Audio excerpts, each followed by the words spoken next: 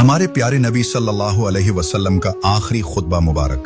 ए लोगो, सुन लो, मुझे नहीं लगता कि मैं अगले साल तुम्हारे दरमियान मौजूद रहूंगा। मेरी बातों को गौर से सुनो और उनको उन तक पहुंचाओ जो यहाँ मौजूद नहीं।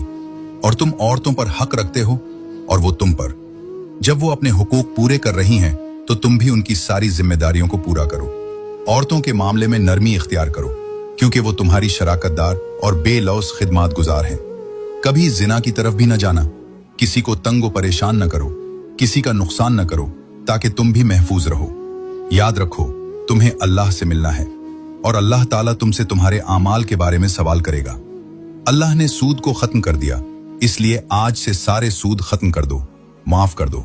याद रखो, तुम सबको एक दिन अल्लाह के सामने अपने आमाल की जवाबदही के लिए हाजिर होना है। खबरदार रहो, मेरे बाद गुमराह न हो जाना। मैं तुम्हारे लिए दो चीजें छोड़कर जा रहा हूं, कुरान और मेरी सुन्नत। अगर तुमने उनकी पैरवी यानी उन पर अमल किया तो कभी गुमराह नहीं होगे। याद रखना, अब मेरे बाद कोई नबी नहीं आने वाला और न ही कोई दीन लाया जाएगा।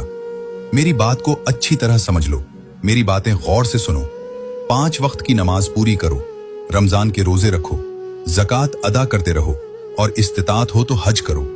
हर मुसलमान दूसरे मुसलमान का भाई है। तुम सब अल्लाह की नजर में बराबर हो। बराबरी सिर्फ तकवा की वजह से है। सुनो, तुम लोग मौजूद हो, इन बातों को अगले लोगों तक पहुंचाना और वो इस बात को आगे पहुंचाएं। ये मुमकिन है कि बाद वाले मेरी बात को पहले वालों से बेहतर समझकर अमल कर सकें। फिर आप सल्लल्लाहु अलैहि वसल्लम ने आसमान की तरफ अपना मुबारक चेहरा उठाया और फरमाया, ए अल्लाह, गवाह रहना, मैंने तेरा पैगाम तेरे बंदों तक पहुंचा दिया।